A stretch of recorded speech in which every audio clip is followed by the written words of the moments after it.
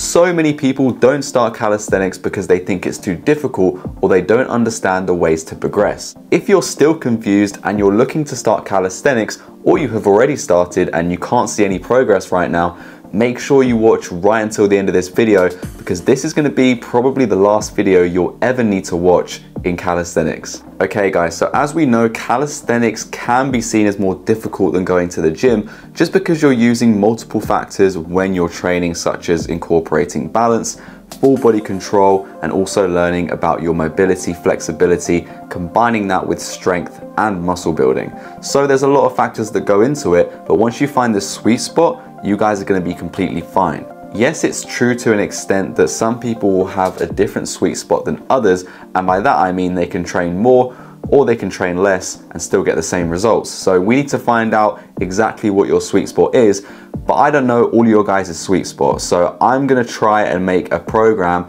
or maybe just a workout guide for you so you can understand exactly where you need to start if you've never started, or how you need to continue training if you've already started training and you're not seeing progress. So let's go. All right guys, so if you've started calisthenics and you're not seeing any progress, the first reason is pretty simple, and that's because you're doing way too many exercises. If you're doing loads of different exercises, so let's say that you're working on your shoulders, you're doing pike push-ups, but you're also doing planche leans and shoulder taps, that's a little bit too much, especially if you're a beginner. And so you need to think about which one is going to be the most beneficial. In this case, it would be the pike push-ups. So you might be doing this as well for your chest, and you might be doing 5, 10 different variations of push-ups, when in reality, you only really need 2. But the reason that you're not seeing progress, whether that's increasing your strength or even building muscle, is because you keep changing the exercise too frequently, guys. You need to make sure you stick with an exercise for a long period of time, and if you don't see progress after a few months, then it would be okay to change it up or incorporate a new style of training so that you can eventually progress. But if you just quit with that exercise after a week, 2 weeks, or even 3 weeks, you're never going to see progress that way. This is the same thing when it comes to building a business, guys.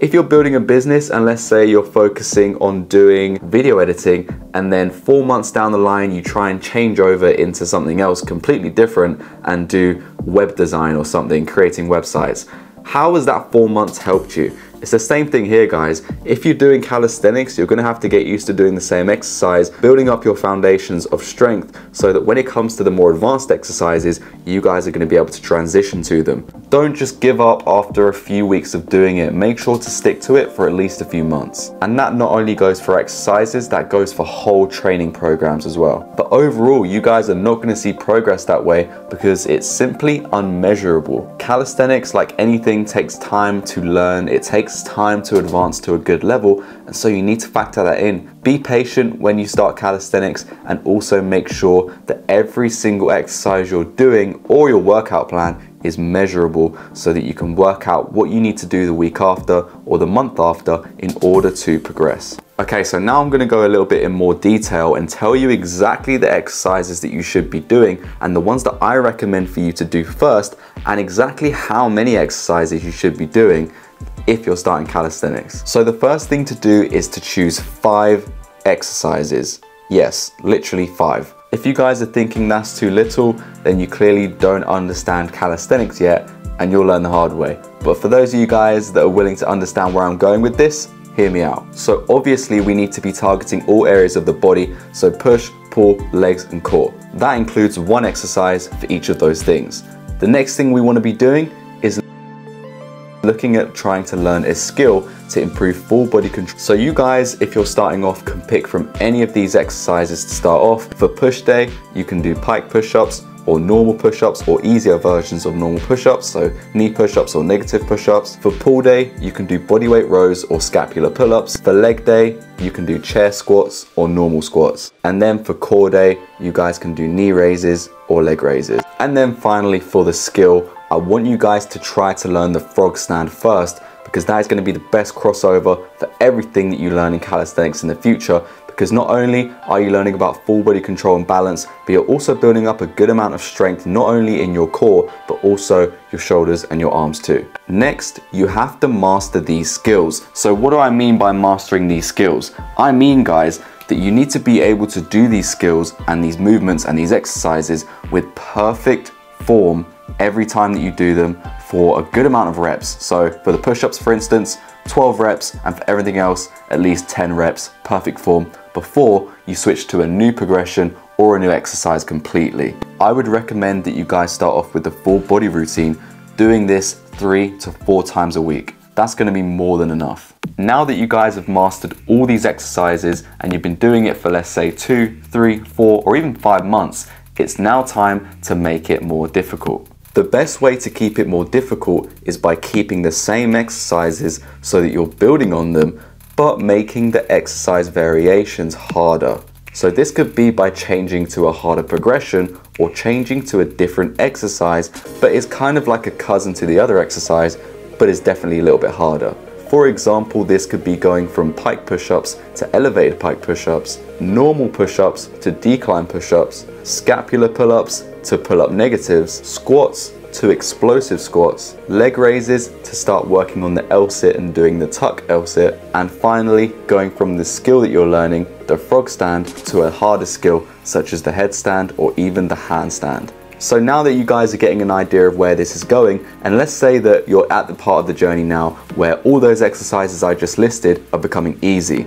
Now you need to go to the advanced levels. So what are the advanced exercises that you should be learning, and what are the ones that I recommend you guys to start learning if you're at an intermediate level? You guys should now be trying to learn the handstand push-up, if not already be at the level to do it. Also, you guys should be able to try and do different pull-up variations, maybe even try to be learning the one-arm pull-up. You also should be close to unlocking the pistol squat by doing assisted pistol squats. For core, you should be able to do the L-sit for at least 10 to 15 seconds. And finally, you should be able to hold a handstand for a long amount of time, at least 30 seconds. Now we get on to the most fun part of calisthenics, and unfortunately a place that a lot of people don't get to because they aren't patient, they don't wait for this, and they don't build up their strength foundations. A lot of people rush into it, they get injured, or they just get completely bored and frustrated because they're trying to rush it. But taking it slow unlocks this next part. So I call this part the more avenues section. Once you guys have learned and built the foundations for the beginner skills, gone up to the intermediate skills and mastered them, and now you've absolutely mastered the advanced skills, the minimum requirements that you should be getting to if you want to become an advanced calisthenics athlete, you now have the option to experiment in pretty much whatever skill you want within reason. I would recommend not learning more than 2 skills at the same time, and if you guys were to learn 3, then make sure you have a coach like myself, and you can apply down below, to help you to achieve 3 at the same time. Think about what skill would make the most logical sense for where you're at. So if you've learned the L-sit and the handstand, you want to be trying to learn the L-sit to the handstand, because you're going to be able to combine those 2 skills into one skill. All you guys have to learn is the transition, and therefore it's not going to take too long to achieve. You guys can also combine the push-up with the pull-up and try to do a muscle-up. So those are the 2 skills that you could learn after you get to an advanced foundational strength base in calisthenics. And also, the great thing is you have now hit a strength milestone in your calisthenics journey. You also hit a strength milestone after finishing the beginner section, and you also hit a strength milestone after finishing the intermediate section, but the advanced section of strength milestone is where you unlock pretty much superhuman strength. So now you can start learning the more complicated, intricate, and more technical calisthenics movements, such as the planche, for instance. You can start off basic by doing the planche leans, building up strength to be able to do the tuck planche. But you guys that have gone through the advanced section probably now already have the strength because you've built it up from doing the beginner, intermediate, and advanced section. You guys now have the strength to be able to do the planche, the tuck planche, and so you've already cut out a few steps just by building up a strong foundation. So this all comes back to trying to do too much at the same time.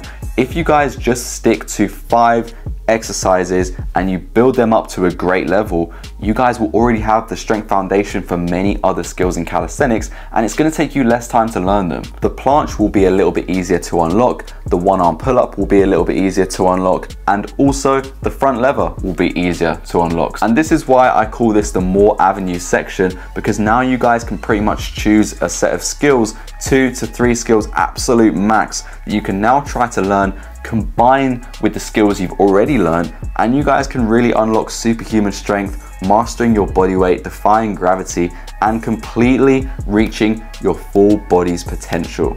If you guys have watched this video all the way through and you're still struggling, which is kind of a problem right now, you guys definitely need some guidance, and there's only one thing to do. Make sure to check out my calisthenics and fitness app, C-RAYFIT, in the description, and you guys can get it for just 33 cents a day right now, so make sure you don't miss out. You can also communicate with me on there, guys, so if you have any questions regarding calisthenics or your fitness journey in general, make sure to ask me and I'll help you reach your full potential. But that's it for today's video, guys. If you enjoyed it, make sure to like, and also make sure to subscribe for more videos just like this in the future. If you guys want to see something particular, then make sure to comment and I'll make sure that I do the video for you guys. Love you all, and I'll see you in the next one. Peace.